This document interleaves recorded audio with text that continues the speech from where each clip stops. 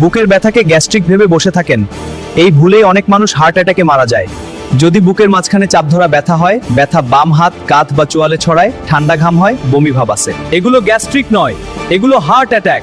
দ্রুত হাসপাতালে নিন, জীবন বাঁচান। স্ট্রোকে দ্রুত পদক্ষেপ নেওয়া জরুরি, মনে রাখুন ফাস্ট। এছাড়াও উচ্চ রক্তচাপ, ধূমপান এবং ডায়াবেটিস এড়িয়ে চলুন। এই ভিডিওটি শেয়ার করলে একটা জীবন বাঁচতে পারে। এই তথ্যটা আপনার পরিবার জানুক, অবশ্যই শেয়ার করুন।